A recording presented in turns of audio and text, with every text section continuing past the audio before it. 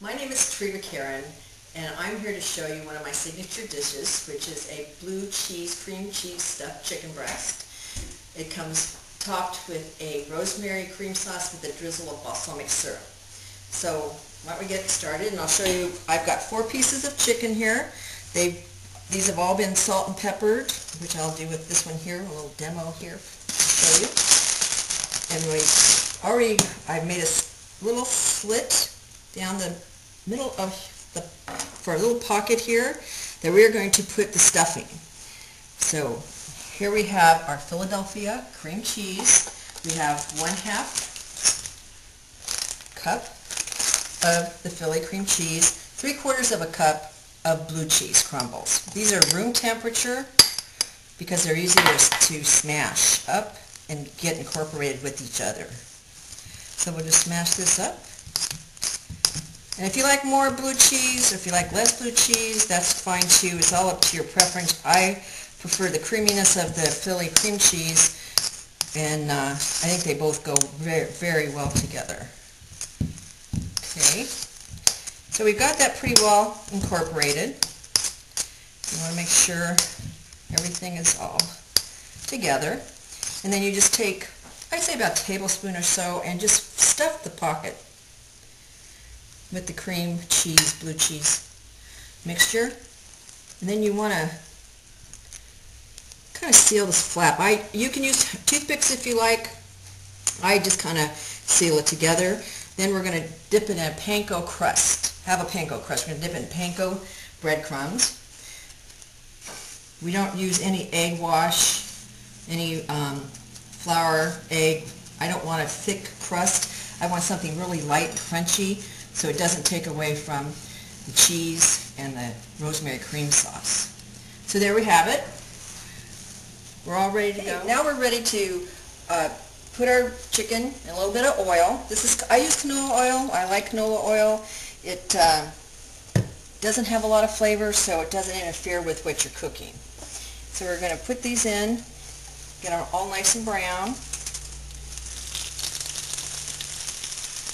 We're going to get 3 in this pan, and then we'll get the rest in another little pan. And we'll get these nice and brown and toasty.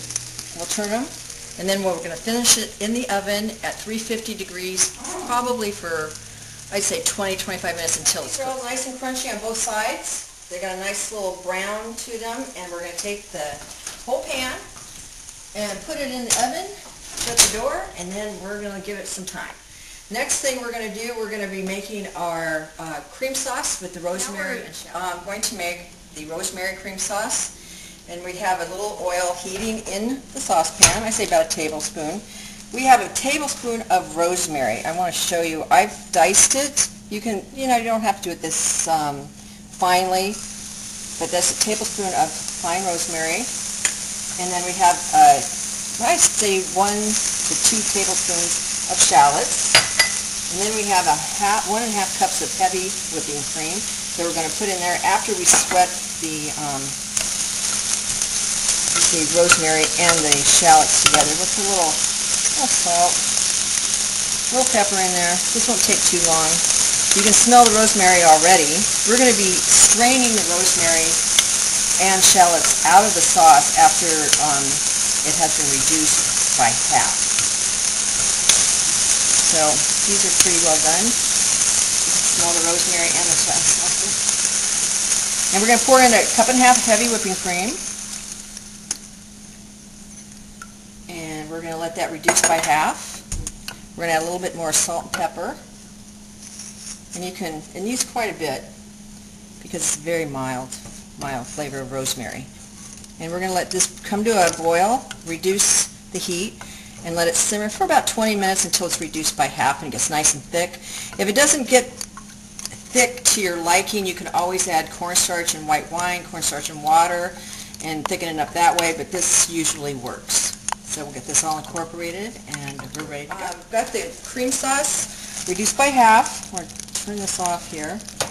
And you want to make sure that it's thick enough, and if you go like this and it stays with the line there, you know that it's going to be just fine. And let's see what it tastes like. It's perfect. It's really good. So we're going to take this and we're going to strain it. Put it through a sieve here.